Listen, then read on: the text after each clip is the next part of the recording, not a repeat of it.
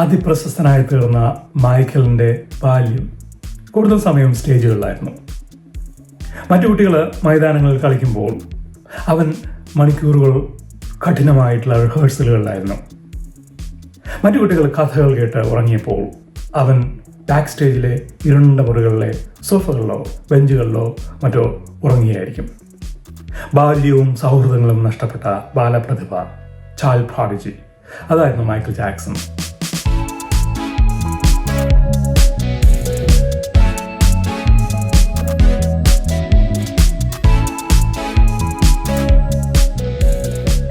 മൈക്കലിൻ്റെ അച്ഛൻ ജോ ജാക്സൺ ഒരു task master ആയിരുന്നു.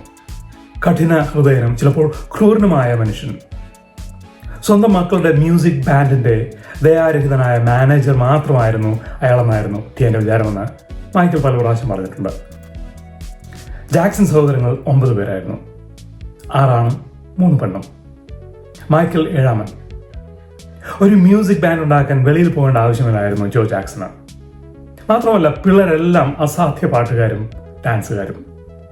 അവരുടെ അമ്മ കാതറിൻ ജാക്സൺ പക്ഷേ സൗമ്യയായ ഡീപ്ലി റിലീജിയസ് ആയിട്ടുള്ള ഒരു പാവം സ്ത്രീയായിരുന്നു.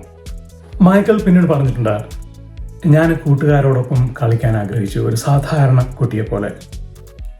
കൂട്ടത്തിൽ അച്ഛനെ കുറിച്ച് പറഞ്ഞത്, അയാൾ പറഞ്ഞത് കേട്ടില്ലെങ്കിൽ ബെൽറ്റ് എടുത്ത് അടിച്ച് ഞങ്ങളെ കീറിപ്പൊളിക്കുമായിരുന്നു എന്നാണ്. അദ്ദേഹത്തിന് ഒരു നോട്ടം മതിയായിരുന്നു ഭയപ്പെടുത്താൻ എന്നും കൂടി പറഞ്ഞു.